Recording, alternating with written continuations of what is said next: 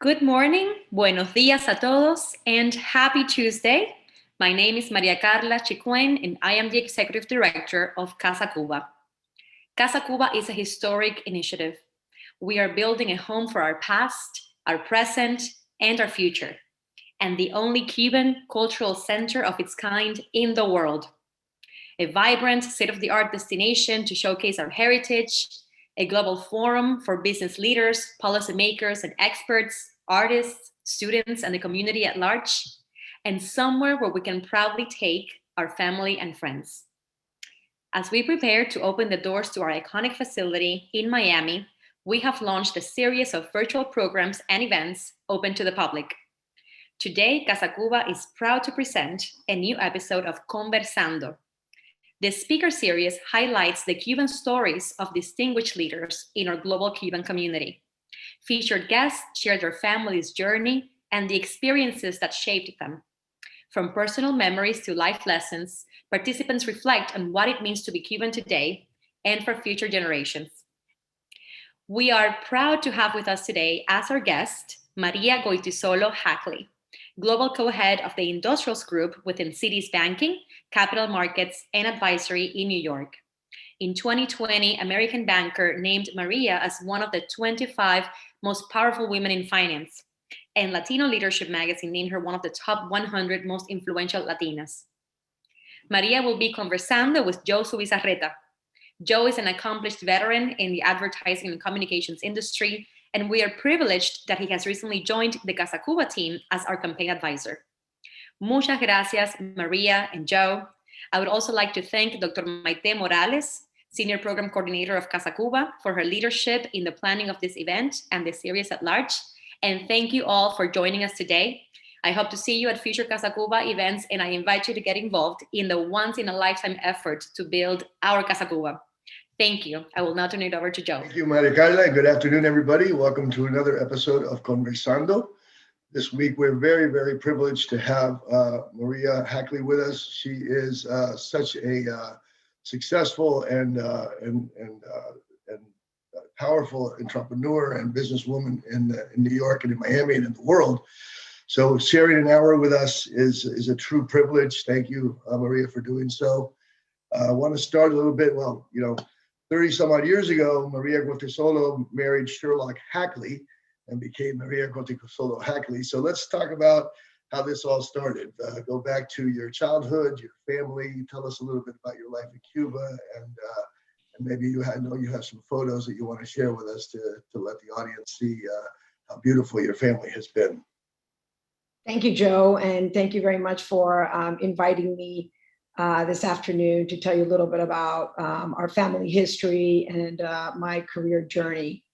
It all began when my father's family, originally from the Basque Country in Spain, decided to come to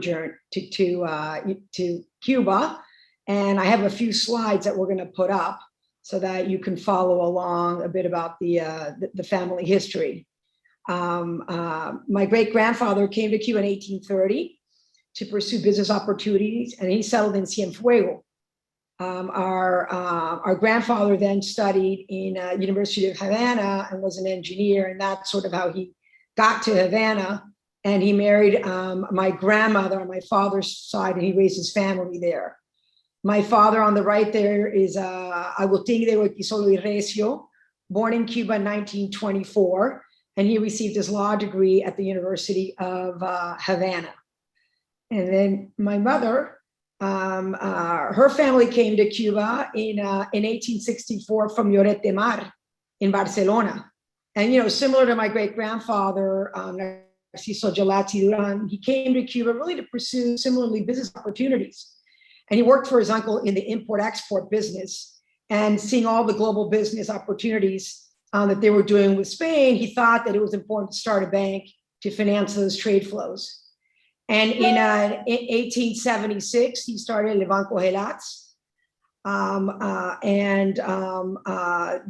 That he started with as the founding farmer, of which a number of his children worked, and his three sons worked in that, running the bank for many, many years.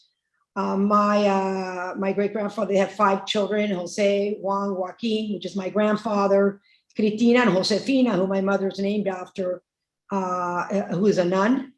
The Banco Helats was really put together by an architectural firm that my father hired from New York. It's called Carrera and Hastings, and Carrera and Hastings also responsible for the architectural design of the New York Library, the Frick Museum, the Flagler Museum in Palm Beach. Those are examples. And the Banco Helats today houses the Federal Reserve Bank. So here you have my parents at their wedding, and they were married in 1957. And these are fun photos. On the left side, you can see my 2 grandmothers. Immediate to my father's right is Abuela Maria. She was a phenomenal lady who I was named after. And then to her right, Lolita Goytisolo Dolores, my younger sister, is named after. And to the left, my mother's brother, Jose Manuel Martinez Caña. My grandfather passed away. My grandmother got remarried. And on the right side of this photograph too, you can see my father's brother to the far left, Jorge Goytisolo, who we're very close with, and then to the right there, my grandmother's again.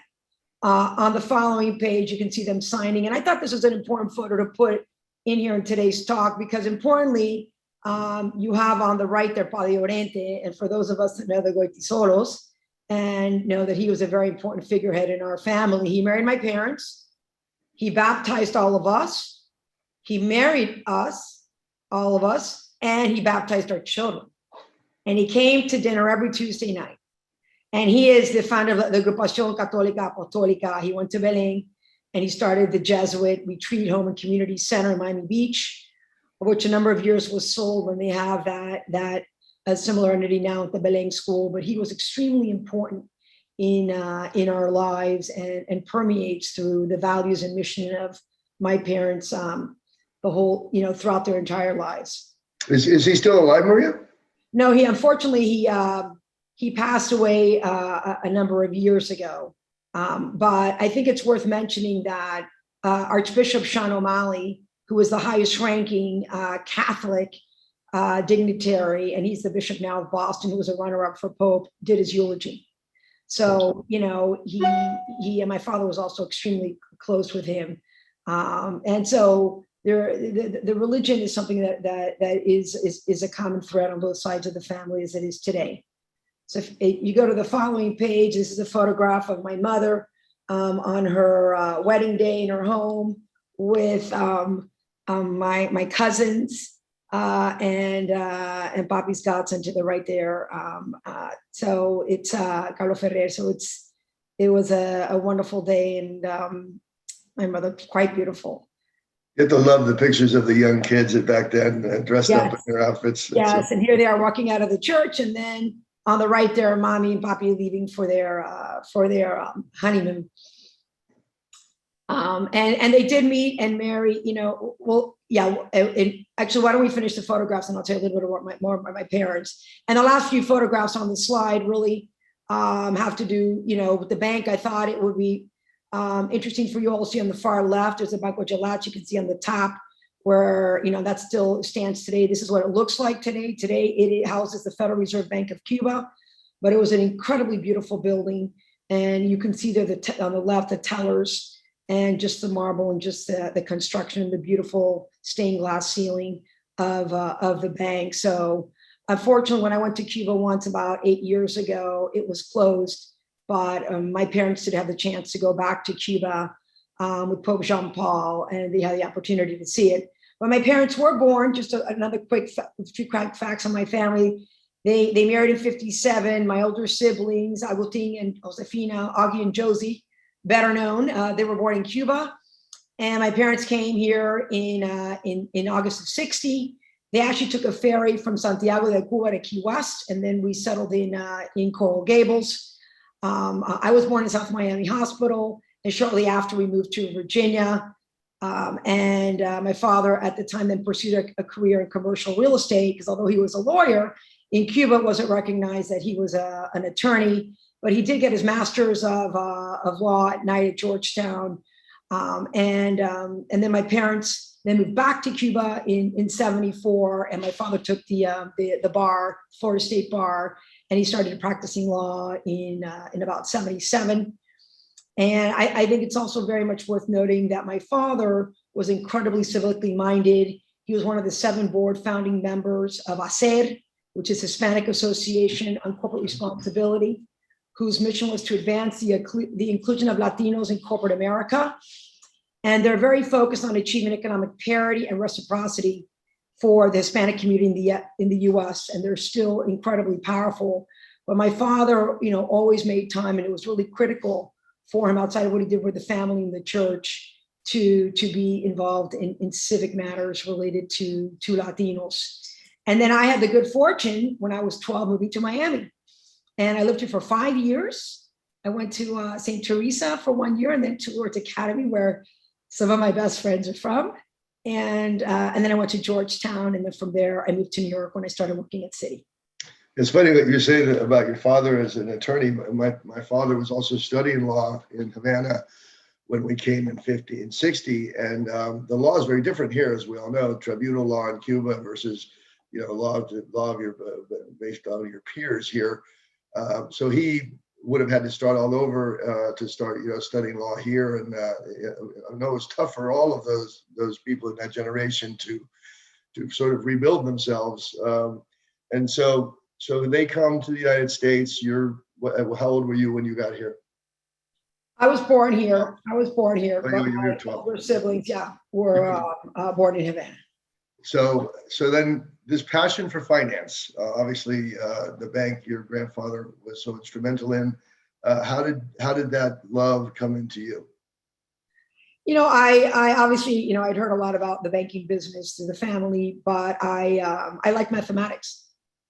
And I applied to the business school at Georgetown, because you apply to visit colleges, and I majored in finance. And during the summers, I worked both for a local bank and then a New York-based bank that had a subsidiary in Miami.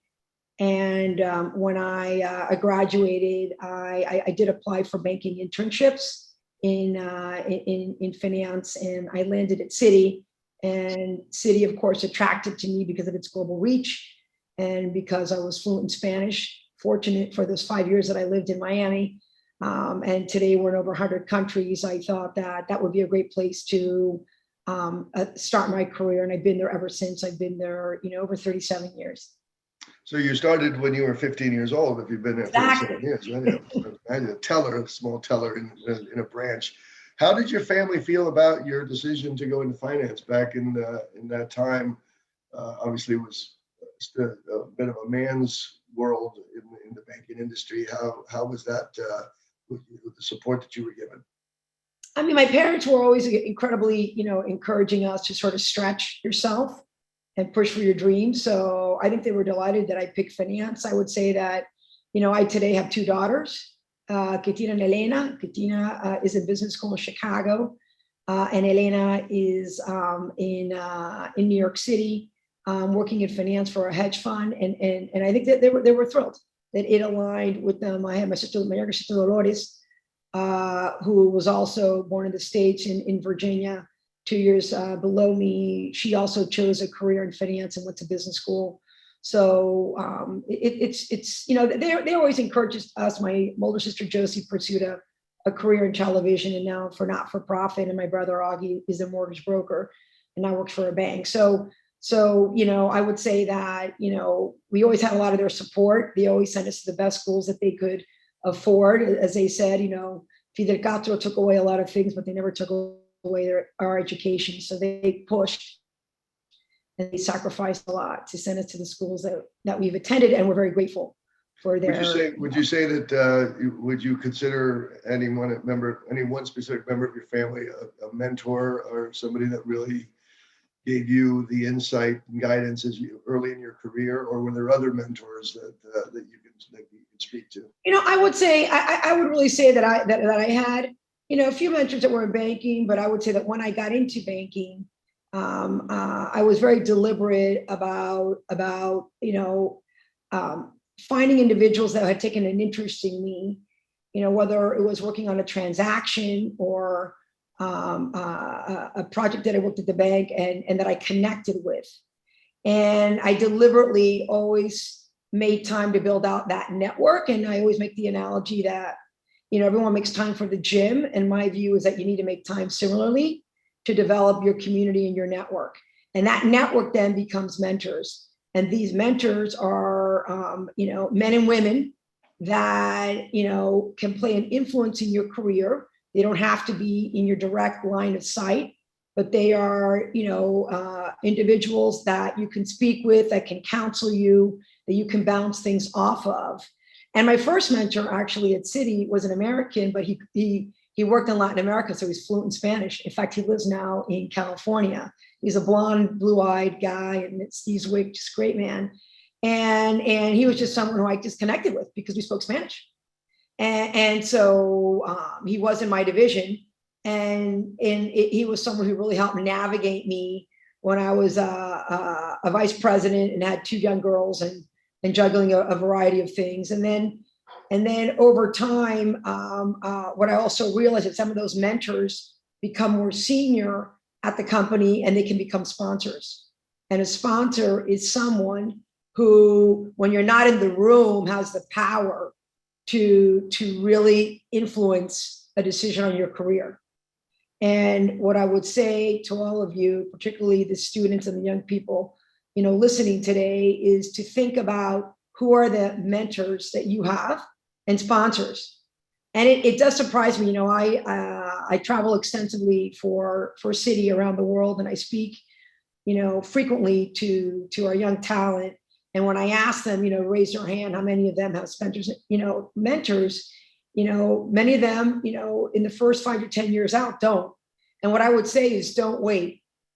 In other words, make it a point to engage yourself and in the firm. And what I would say with that is, one of the things that I did was, always, raise my hand to work on projects for the firm. And I'll talk a little bit more about that a little bit later, but I think, just think about the community that you have and the people that you know and who you want to know and how you may approach them. And you'd be surprised that senior people will make time to have a cup of coffee or to talk about their career or provide words of wisdom. And I think you just have to take the risk to just ask them, and you'd be surprised how willingly and open people are to help. Yeah, that's great advice, especially for the young folks that are watching. So was there one particular mentor that gave you a piece of advice that sort of stuck with you and you said, yes, this is something I need to do, and how did that play out? When I was in position to get promoted to managing director around 2001, my then boss, said to me that I, do a terrific job, in terms of originating transactions against my client base. And what he recommended to me was that I should consider getting involved, further to raise my profile, to find ways to raise my profile at the bank.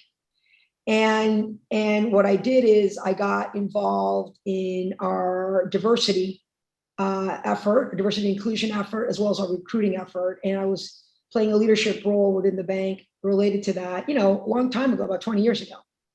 And our former CEO was very engaged. He ran my division at that time.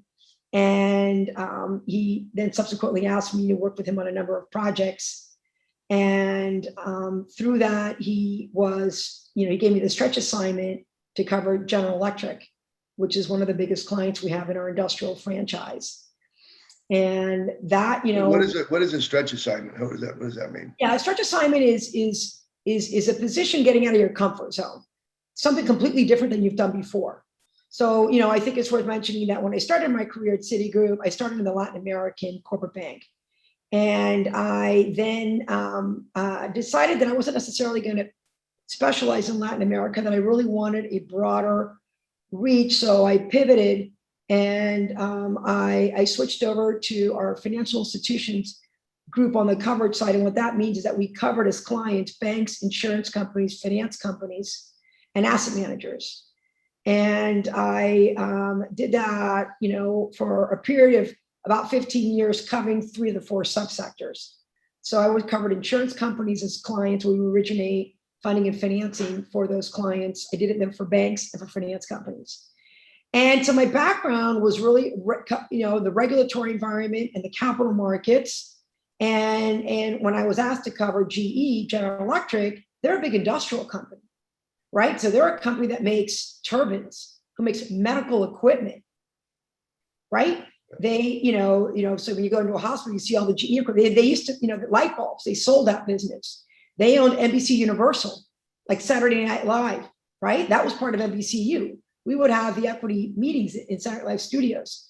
So they were a conglomerate, right? I didn't know anything about them. What I did know was GE Capital, which is a finance arm of GE, which was one of the biggest finance arms in the world. So I initially thought he was asking me to cover GE Capital, but he was actually asking me to cover the whole parent. So that's what pivoted me to the industrial segment, covering industrial companies or corporates. So in banking, you either have financial institutions as clients or corporates. So this was an amazing opportunity that I was able to cover GE, but I stayed in the financial institutions group. And then over a period of time, I was asked to take on more responsibility. And one of the wonderful things about our former CEO, Mike Corbat, is that he has been very focused on diversity, and inclusion. And today, the job that I have today, I applied for it. I applied and they want diverse candidates and they want diverse interviewers. So I went through, a 2-month process across 8 interviewers. And I think that's just a wonderful thing in terms of making sure that the slates are diverse and to have that chance. So the stretch assignment, getting back to that, is really something where you're really out of your comfort zone. And what I would say to many of you here today is that if you're in a job where you're not challenged or you're not motivated, or you can really do very easily, or you struggle to get to work, then that's the time when you want to have a conversation with either your mentor to coach you how to speak to your bosses, or do it in your mid-interview and say, listen, I really enjoy what I'm doing, but I want to do more. Right. So you mentioned that your first, one of the main mentors that you had was, an American. You mentioned he was blonde hair. How do you feel now, as being a Hispanic or in a minority? Do you sense that it's more important for you to mentor others, like other minorities or other diverse groups, or is it basically it's just important that everybody learn from your insight? I think that the decision on the mentoring is really, it's all about who's taking an interest in you and who you connect with. I actually think that formal mentorship programs are not as successful because there has to be a personality connection. There has to be an interest to help that person. There was something about that person that the mentor saw or that the mentor thought they could help with. I mean, there are formal mentorship programs, and we have those for our summer analysts and associates, because we want during our 10-week internship programs to have someone to guide them through the summer, right? So that's sort of logical, because these are students that we only know for a short period of time. So we want to make sure that we're, providing the right experience and support for them. But as you become full-time, those are really those that you need to seek for yourself over a period of time. And every division has a slightly different program, but I would say that it's not really gender specific. Now, I always really enjoy meeting all the Latinos, right? That's something that is a passion of mine. But I always make time though to mentor women, and I have a particular affinity to mentor, students from Georgetown, logically, and I have a lot of time to network and help them get jobs or help position them into other, opportunities at Citi. But men and women, but of course, the Latino thing, of course, is there's an extra component to that. But I would say that, don't limit yourself. Think about it's just who you connect with. And it could be someone who's Latino, and it could not be someone who's Latino. And what I would say that if you are a mentor, you want to pay it forward, because we really need more mentors and we need more sponsors. And I think now we need you to also help out these poor kids at FIU. They need your help too. Yeah, and there's a lot of senior Latino leaders and alumni of FIU that hopefully are stepping up in that capacity, right? Because it takes a village. That's so right. It's a call to arms. Would you say that was going back to the moment where you were asked to sort of expand your horizons? Was that like a key turning point in your career? Was that that one moment where you said, "Oh gosh, there's more I could do here"? Yeah, it was. I mean, look, I would say the first 15 years I was very focused on my job. I also had 2 young girls, and I did have the opportunity to work 4 days a week, and Citi was very accommodative to me, and that was very important to get me through, to have a little better balance. If you want, my clients all knew it. So I was off on Fridays, but they knew that I would be available and switch the date if I needed to do that. Now when I speak to a lot of our younger talent, I tell them to start earlier. And what I make the analogy to is when you go to university, do you just go to class, or do you also get involved in a club sport, team sport, or in a club? Like I was involved at Georgetown at the investment club. I did the Latino club. And there is a number of things that you can get engaged in. And what happens? You then learn about, you first meet a lot of different people. You have a different interest. So that complements your academic experience, and it makes you overall, experience in college, I think, better. It's the same thing at work. When you get engaged in firm-wide activities and they're asking for volunteers or initiatives, or to help recruit at schools, or to help organize, like a diversity event, like for our summers, we like to do events for women, and at all levels, we need assistance. When you do that, you meet other people. And when you meet other people, that broadens out your contacts and your network of just the immediate people that you work with. And it also enriches your professional experience, I have found. And what it also, which people don't always realize, is that what it also does is it enables you to which you didn't know, well, not only meet those people, but that senior management is also realizing who are the people that are helping out with different programs. I'm sure at FIU, when you all put programs together, at the school, you can sort of start to see who the leaders are. Who are those people that are making time to put together events or programming or recruiting? It's the same thing at work. And what happens then is that you start to get tapped and you're developing a brand, right? You're building your equity within the company.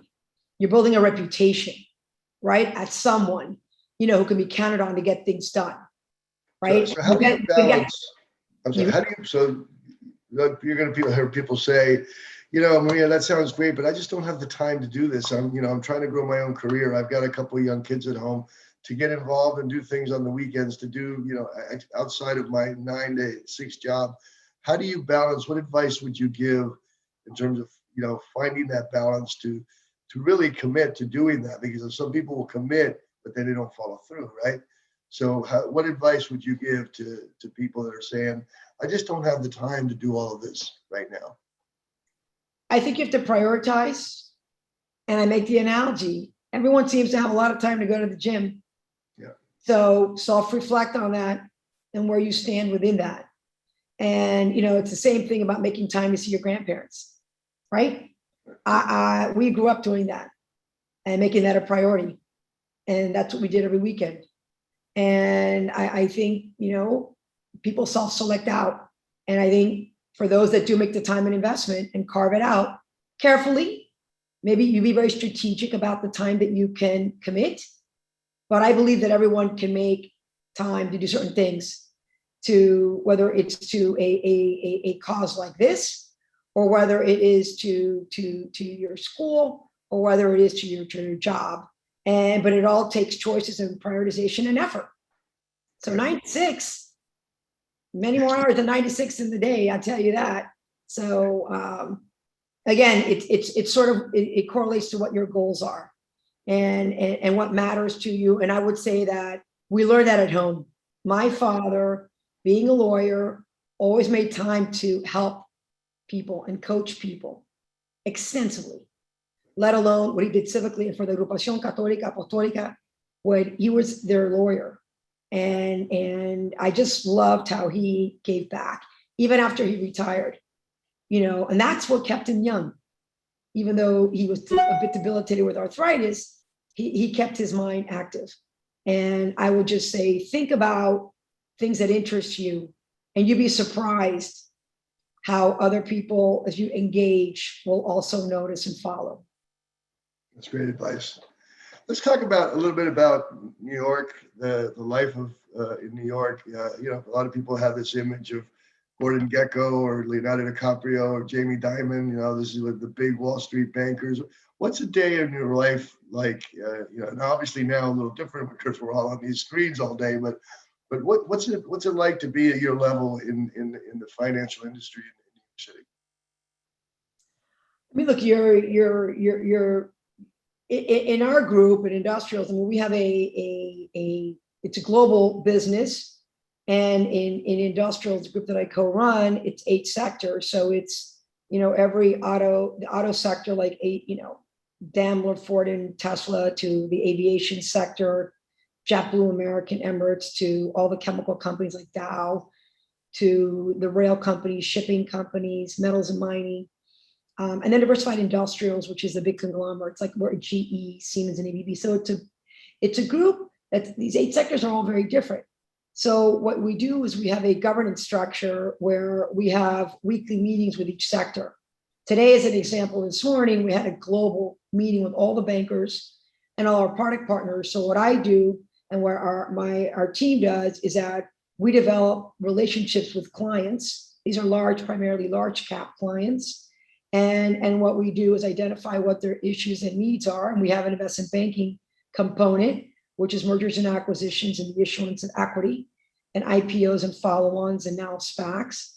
And then we also work very closely with the other big team is the corporate bankers, which was where a lot of my career is from. And that's where we do a lot of the capital markets on the bond side. And we do lending, we do a lot of derivative work. So there's a lot of hedging of interest rate currencies and equity exposure. So there's a lot of products in the toolkit.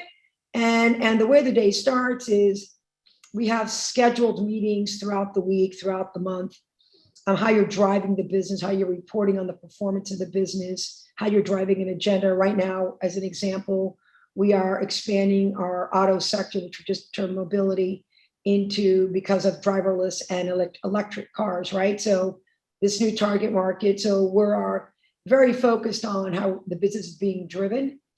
And so part of my day is helping to lead globally some of those discussions, although I'm really focused on one of the subsectors, which is the conglomerates, because that's where GE sits. And then it's really spending a lot of time managing the team, right? So I do a lot of one-on-ones, we do group meetings with analysts, group meetings with associates, with VPs, with directors, individual meetings with MDs. We do group meetings, but I also make time for people that ask to speak to me as best I can. So, and a lot of it, frankly, of the day is speaking to clients. So I still have 2 very large clients that I'm responsible for, in addition to my managerial responsibilities.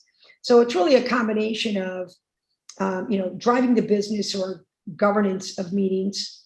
It's then clients, and it's all about spending the most of the time with clients and really keeping them informed of what's happening, in the capital markets, understanding, their businesses and delivering the firm globally. And so a day in the life, it's different every day. I do have a to-do list. I have a ton of meetings scheduled.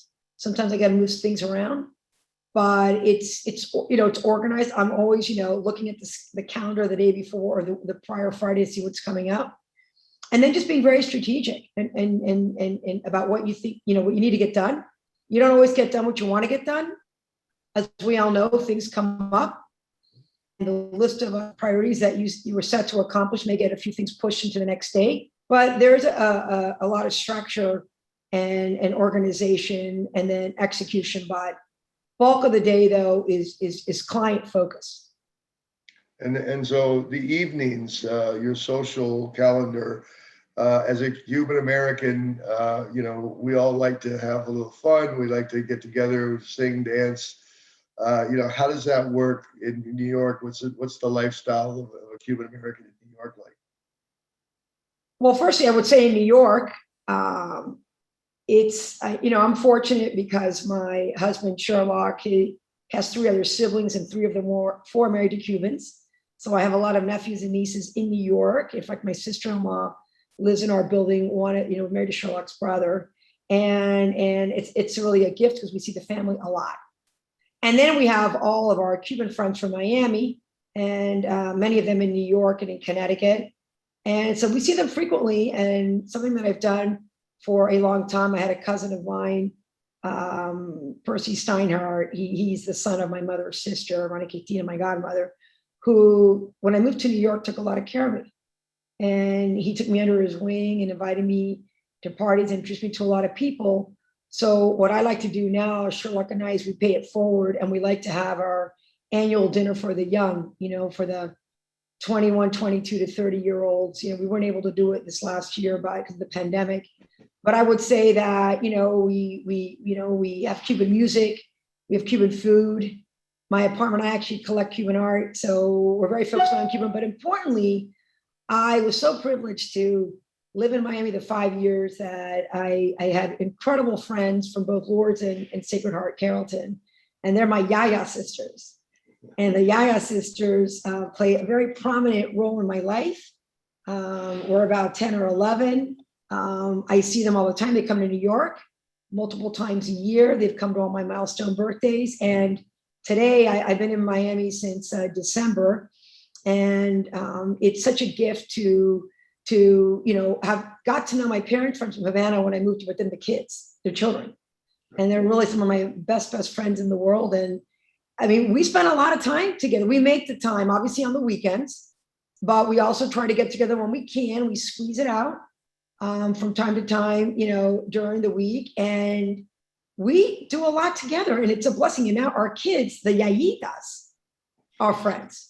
Yeah. So it's the yayas, and now the husbands are called the yoyos. So, and now we're all celebrating a milestone birthday. So we're all going to the Bahamas in July, but it's really a blessing. It's really a blessing, the fact that I grew up in Virginia, very near Washington. And when I was told we were able to move here, and what I would say to you is embrace that culture, because, my parents taught me that, and they taught me so much about family. They taught me a lot about Cuban art, Cuban food. And today, even in New York, all my parties are with Cuban foods for the Americans. So are you cooking that food yourself, or are you ordering in? I do both. Definitely do a lot of cooking, but I cut the corner and order in too, and we dock it up. So a little bit of both. There's a great food. Where's the good Cuban food in New York? There's Victor's Cafe, but Amor Cubano, like on 105th and 3rd Avenue, is wonderful, and they deliver. So we never get inhibited because we work to not be able to see our friends as well. So, but yes, I've been really blessed. And having my siblings too, they're all now here in Miami, but also they come to New York all the time too. So make a lot of time for the friends. That's awesome. Cuban friends, the yayas. I want to get a couple of insights from you, but I also want to leave a few minutes because we're starting to get some good questions coming in from the chat. But I know that you have what you call words of wisdom that you would like to impart with our audience, and I haven't heard them yet, so I'm looking forward to hearing them for the first time. Sure. So, things to me that I think key advice is know your stuff cold. So if you're in a field that's technical, don't rely on somebody else. You understand the presentation of the material, right? You must be viewed as an expert, because being an expert on something will give you a seat at the table. Being prepared, prepare like crazy. You can't wing it. You certainly can't wing it in banking, but I know you can't wing it in many of the careers that all of you are in. You can never over prepare. Do your homework. And again, this preparedness will give you confidence and will make you unflappable. Find good mentors that are interested in your career and developing you. You need advocates. and utilize this mentorship and sponsorships to advance your career, and know the difference and the difference when to use those situations. Develop a relationship with your bosses, because they can become long life mentors and potentially sponsors. Again, remember, that's the more senior level of influence in your career. If you make a mistake, admit it. Mistakes happen to the best of us. Owning up to it is the best way to learn from it, and so that you get it right the next time. I think helping others, right? It's something that you do develop a brand around. And then people ultimately, are going to want to reach out to you. But that's an important leadership quality, and always wanting to improve and help other people. And so make the time for that as best you can. Take ownership of your career. You need to drive your career in a positive direction. All of us work with our, HR teams, and there's plans, obviously, for your development at our respective firms. But at the end of the day, you're the one that has to raise your hand. You're the one that has to, like in Citigroup, all jobs are posted on a website, internet, and externally. So it's up to you, and it's very natural to apply for a job and let your bosses know. That just shows that you want to do more. Use your energy on what you can control, because there always will be things that you can't control. I talked about building your network, because that will help you build your skills and character. Luck plays a big role in life. So increase your luck by knowing people. So you got, right? So let me repeat that. Increase your luck by knowing people. So when I say about that, it's like also to show up. When your firm has things in person, go in person, because you can meet somebody. Don't dial in. Now with Zoom too, it makes me crazy when we do Zooms and people have their screens turned off, which means that they're really multitasking, and they most likely are not fully engaged. So if you're asked to go on a Zoom for work, put on your screen, engage, speak up, do it with respect, but you need to have a voice. Be an expert at something. I mentioned that about getting a seat at the table. Remember that your career is also determined by your peers. So be legitimate and authentic. Continue to be flexible and adaptable and willing to put yourself out there and seek challenges. Like, go for it. It's amazing what you can do if you go for it. Get involved in the firm activities that interest you, because they really will enrich your lives. Don't be a bystander in life. Don't watch other people do it and say, you know what, I'm going to leave early. I'm not even going to bother. You'd be surprised what you learn from that and who's watching. When you begin working, learn from the pros, observe them, and seek them out as partners. Listen first. You don't have to be the smartest person in the room by speaking more, because those that think they aren't. So I always thought, because Latinos, they speak with their hands, they're always talking out loud. But I think as you get more senior, you particularly just want to observe more. And they say something based upon your knowledge that's really impactful. I think to that point, a lot of people start thinking about what they're going to say while somebody else is speaking before they've finished hearing what the person's saying.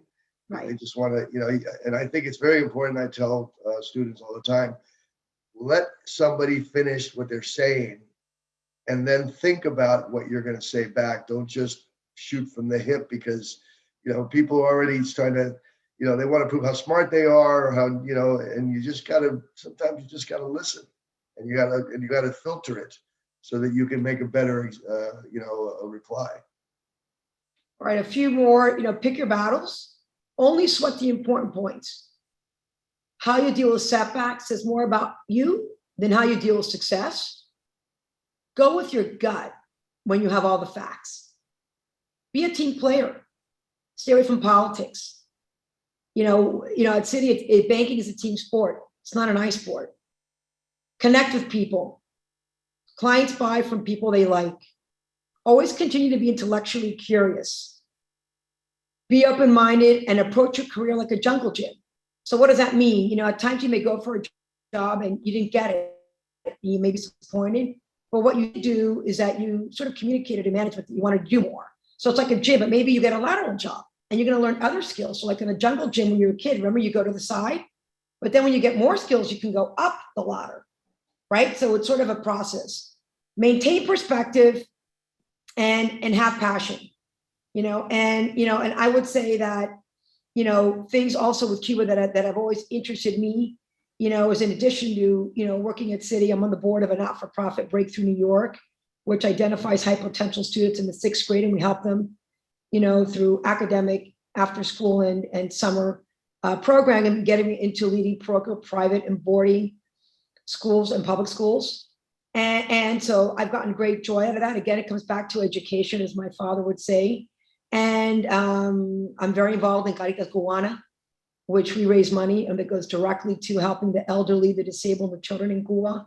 And most recently, I've gotten engaged in Cuba Emprende Foundation, and its mission is to really, train and advise Cuban entrepreneurs that want to start small businesses in Cuba, and really to improve, the quality of life for Cuban people. And we offer 80-hour workshops. And then once they graduate, they develop a business plan, and we help them launch their businesses. So think about what you're doing that you get joy out of. And again, if you compartmentalize, your time, it really just rounds out your personal life, as it does with me, my husband, and my girls, and my family, and my yayas and yo-yos, but also what I do at Citi and the not-for-profit work that I do. And I feel very blessed. And I'm really proud to be here today as well, for you having invited me. Thank you. Amazing words of wisdom. And, we do at Casa Cuba, we're working on oral history projects, and your family's history and your career history. We think, have you considered writing a book? No, I haven't.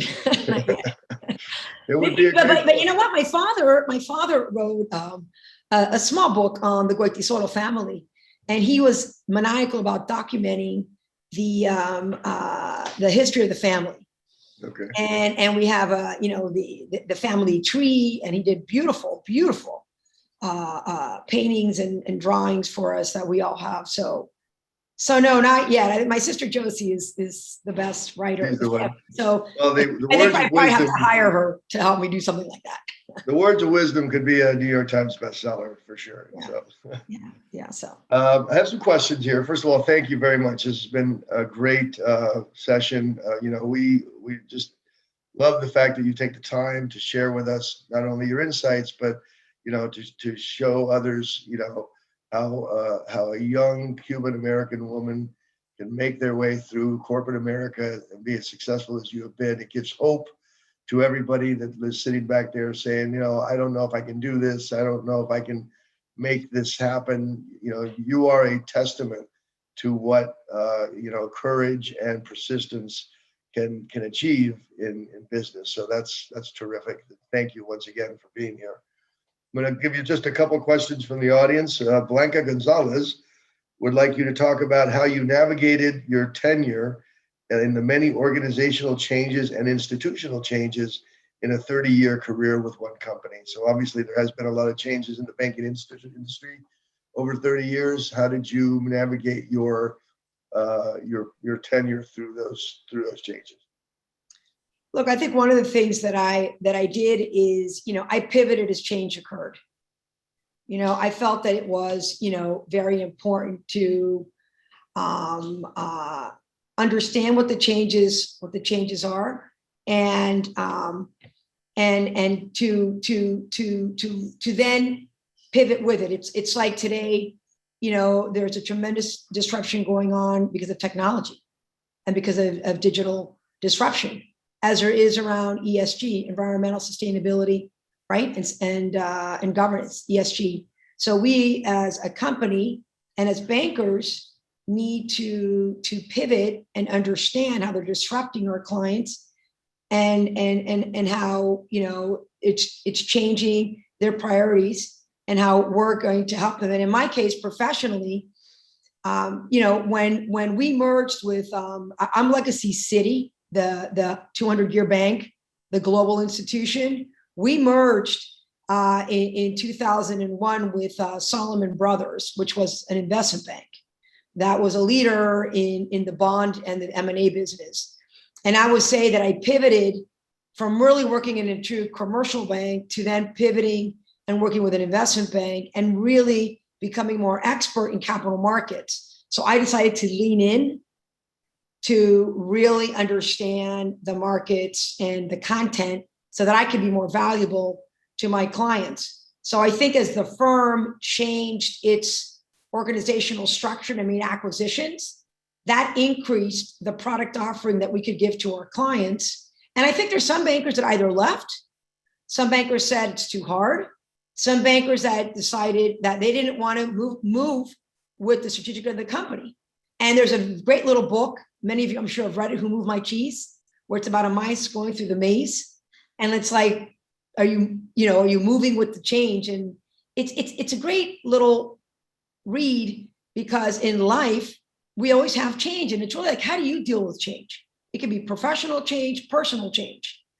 And I think what I just kept doing is that I also got very comfortable public speaking. So when I was a VP about 15 years in, I did something called Toastmasters. And Toastmasters is an outside organization that comes that for a nominal fee helps organize you and your colleagues on learning how to public speak. And the speeches that you make, 1, 3, 5, or 7 minute, are things that you know about. Like, what's your favorite movie? What was your favorite trip, that you took on vacation? And it helped you in terms of your presence, your posture, your intonation, filler words. I did that for multiple years. And then that gave me the confidence, because I also learned the content of what I need to talk to clients about to public speak.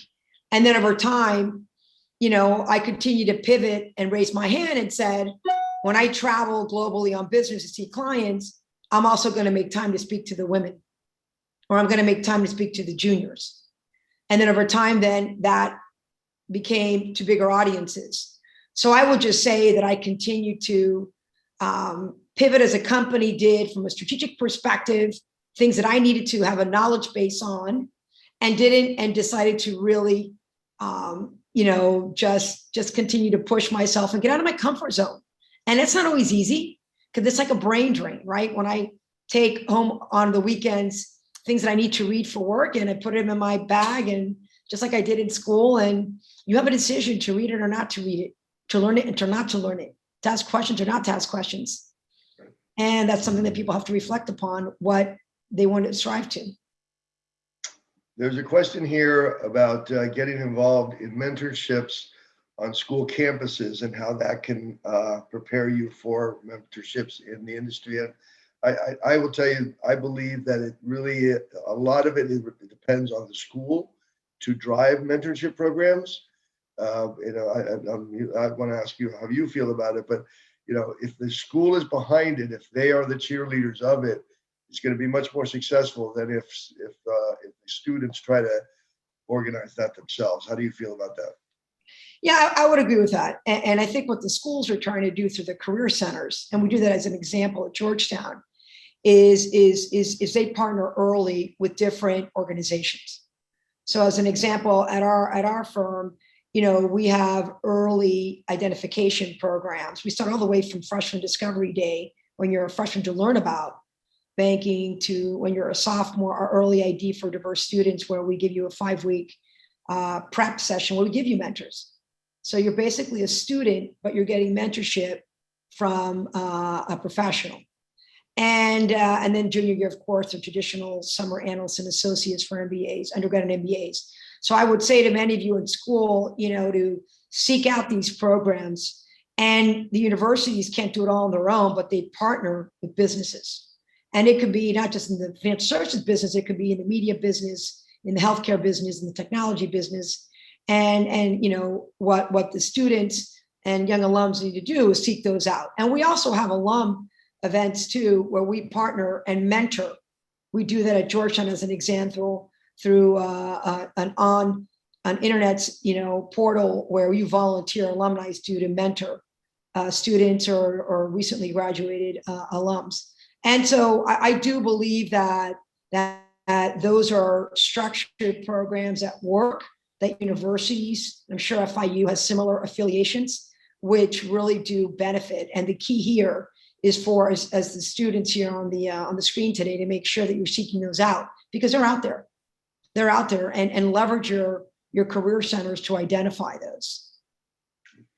Any last thoughts, Maria, before we sign off? No, listen, I feel, very fortunate, to have had, the legacy of the parents and ancestry that I did of hardworking parents that gave me the incredible educational opportunity to go to, great high school and college, university, and then the mentorship and sponsorships that we had at the firm, and the wonderful global institution that it is. And today, working for a firm has the first female CEO, Jane Fraser, and, embraces a lot of the values that I've always had and that my parents instilled on me, and that my daughters have, and my nieces, and nephews as well, all in the environment. And then being so fortunate too, to have met these wonderful family and friends, and again, the yo-yos and the yayas in Miami, and my similar version of those in New York and in other places. It's just a privilege, and I hope to continue to give back and to help others and mentor others and help others get other opportunities professionally. And at the end of the day, your legacy is really your family, and the legacy is what you did to help others out. So I think we should all think about that. What in your small way can you do to change someone's life or to help someone achieve their goals? Yep. So, well, first of all, I want to thank all of the people that listened in or watched this great webinar. Obviously, Maria, you taking the time to do so. I know that Zooms are quite. So I think we're just getting so burned out by them. But sometimes you get one and you really say, "Wow, that was worth the hour." And I think this one truly was worth the hour to get your insights and your thoughts on business. So we thank you, Maria. We thank you, the audience. Stay in touch with FIU for more program to follow, and get vaccinated. It's important. Have a great day. thank you.